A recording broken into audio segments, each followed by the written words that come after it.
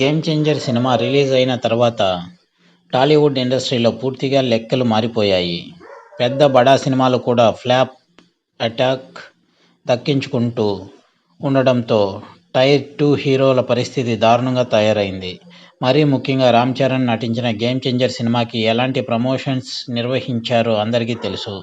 ఏకంగా pre release ఈవెంట్ని అమెరికాలో నిర్వహించి తన మార్కుని చూపించాడు డైరెక్టర్ శంకర్. అయితే ప్రీ రిలీజ్ ఈవెంట్పై పెట్టిన దృష్టి, శ్రద్ధ సినిమా కథ, కంటెంట్పై పెడితే బాగుండేది అంటున్నారు జనాలు. మరీ ముఖ్యంగా రామ్ చరణ్ నటించిన గేమ్ చేంజర్ సినిమాలో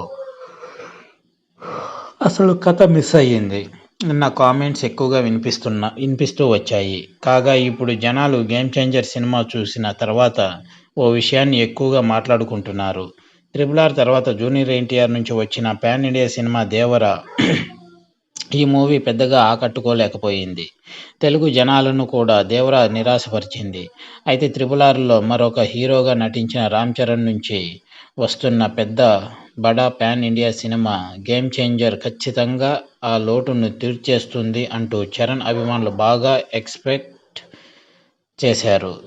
కానీ చరణ్ కూడా ఆ స్పెషల్ మార్క్ని అందుకోలేకపోయాడు. RRR తర్వాత అటు జూనియర్ ఎన్టీఆర్, ఇటు రామ్ చరణ్ ఆ పాన్ ఇండియా ఇమేజ్ని కాపాడుకోలేకపోయారు. RRR తర్వాత ఆచార్య సినిమాలో కనిపించాడు రామ్ చరణ్. ఆ సినిమా ఫ్లాప్ అయ్యింది. అందులో చిరంజీవినే హైలైట్.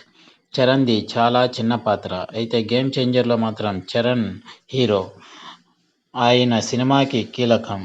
నటన పరంగా మంచి మార్కులు దక్కించుకున్నాడు. కానీ ఇమేజ్ పరంగా మాత్రం పాన్ ఇండియా లెవెల్లో ఈ సినిమా నిరాశపరిచింది.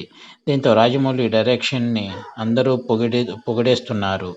ఎటువంటి హీరో అయినా సరే రాజమౌళి డైరెక్షన్లో నటిస్తే అది సూపర్ డూపర్ హిట్ అవ్వాల్సిందే అంటూ మాట్లాడుతున్నారు. మొత్తానికి అటు తారక్, ఇటు రామ్ చరణ్లకు ఇద్దరికీ పాన్ ఇండియా ఇమేజ్ కంటిన్యూ చేయాలి అన్న ఆశ నిరాశగానే మిగిలిపోయేలా చేశారు డైరెక్టర్లు.